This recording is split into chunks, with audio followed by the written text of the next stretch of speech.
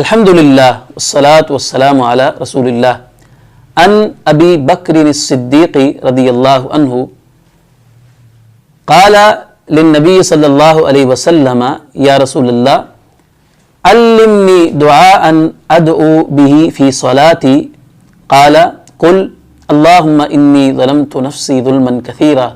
ولا یغفر الذنوب الا انت فاغفر لی مغفرة من عندک وارحمنی انک انت الغفور الرحیم۔ حضرت ابو بکر صدیق رضی اللہ عنہ بیان کرتے ہیں کہ انہوں نے نبی کریم صلی اللہ علیہ وسلم سے پوچھا کہ یا رسول اللہ مجھے ایک ایسی دعا سکھا دیجئے جو میں اپنی نماز میں پڑھا کروں۔ تو آپ علیہ الصلوۃ والسلام نے انہیں یہ دعا سکھائی۔ آپ نے فرمایا یہ کہا کرو اللہم انی ظلمت نفسی ظلما کثیرا، اے اللہ میں نے اپنی جان پر بہت زیادہ ظلم کیا ہے، ولا یغفر الذنوب الا انت،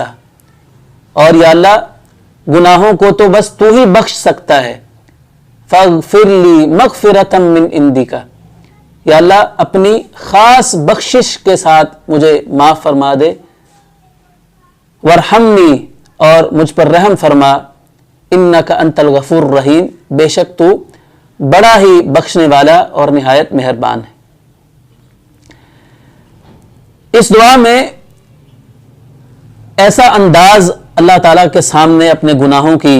بخشش کا اختیار کیا گیا ہے کہ بندہ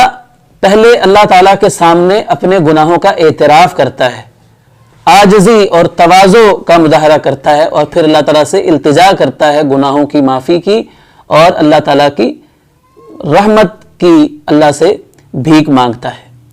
یہ وہ انداز ہے کہ جو انبیاء کرام علیہ السلام کا اللہ تعالیٰ سے دعا کرنے کا انداز ہے۔ قرآن مجید میں حضرت آدم علیہ السلام کی دعا کا ذکر ہے کہ جب انہوں نے جنت سے اترنے کے بعد اللہ تعالیٰ سے دعا کی،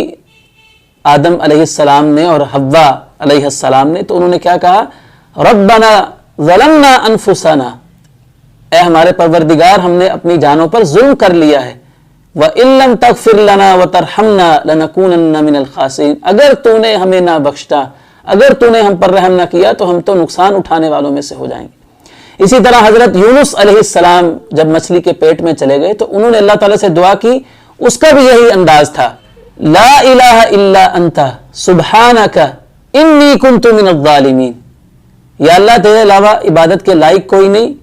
تو پاک ہے، ظالموں میں سے تو میں ہی ہوں، میں نے اپنی جان پر ظلم کیا ہے۔ تو یہ انداز اللہ تعالیٰ کو بڑا پسند ہے کہ بندہ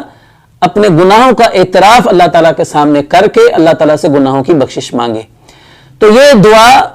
نماز میں حضرت ابو بکر صدیق رضی اللہ عنہ نے پڑھنے کے لیے نبی علیہ الصلوۃ والسلام سے مانگی، اور آپ علیہ الصلوۃ والسلام نے ان کو یہ دعا سکھائی کہ تم نماز میں یہ دعا پڑھا کرو۔ تو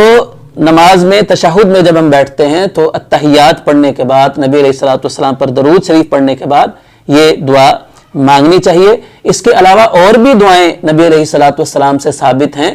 اور ان کے علاوہ مسنون دعاؤں کے علاوہ ہم اپنی طرف سے بھی عربی میں کوئی دعا مانگ سکتے ہیں، کیونکہ نبی علیہ الصلوۃ والسلام نے ایک حدیث میں جو کہ صحیح بخاری میں ہے اجازت دی ہے کہ ثم لیتخیر من الدعاء، کہ پھر وہ اس کو اختیار ہے کہ وہ جو چاہے نمازی دعا مانگ سکتا ہے، لیکن ہمیں یاد رکھنا چاہیے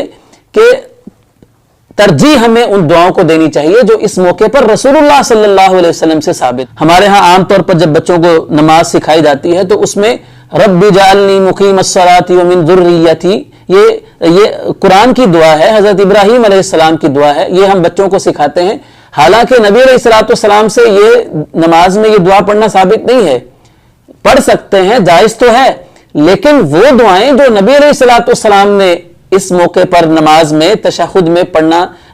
جو تعلیم دی ہیں، جو نبی علیہ الصلوۃ والسلام نے جو دعائیں، ہمیں ان کو ترجیح دینی چاہیے، اور اس کے بعد پھر اپنی مرضی سے جو چاہیں دعائیں ہم اللہ تعالیٰ سے کر سکتے ہیں۔